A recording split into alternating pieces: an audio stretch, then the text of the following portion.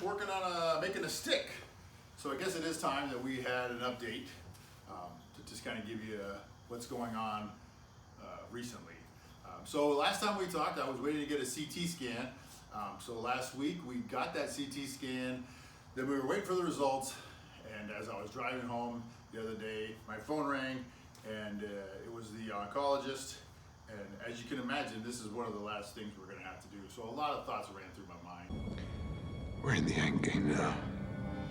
So I answered the phone. It was, of course, my doctor. He asked me how I was feeling, which I've been feeling great from the very beginning, save for a couple of weeks during the beginning. And so he says, well, I have some news. I looked at the scan, and I'm not the official scan reader, but from what I can see, everything is either the same size or smaller. That's what she said? So that's great news. But I'd like to do an autopsy. I'd like to do a biopsy. We have the capability to make the world's first bionic man. And let's just put that to bed completely, and we'll find out what that is or what it isn't. And then, but ultimately, he said that he has got pretty high confidence that they got all the cancer. So Face back, swoosh, and that's the game!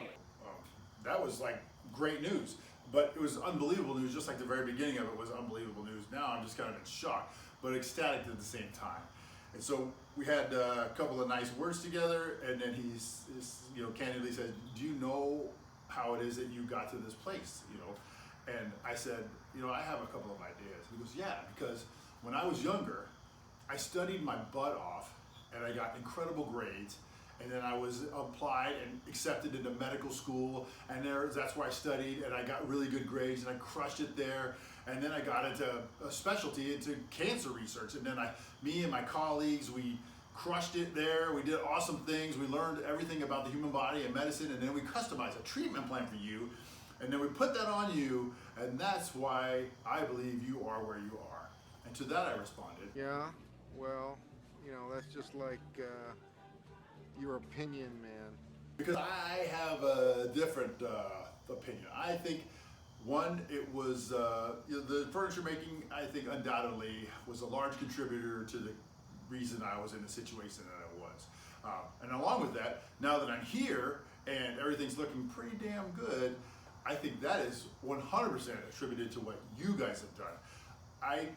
You guys have been thoughtful, you guys have been awesome, you've been gracious, you've been supportive, you've been amazing. I mean, I don't deserve, I never have deserved the end of this part where you guys come and do awesome things for me, where you take time away from your finite time on this planet and you give it and you think about my situation and our family and our situation, and then do the things you do. It's simply that's what heals people. I mean, sure. And that's what I told him.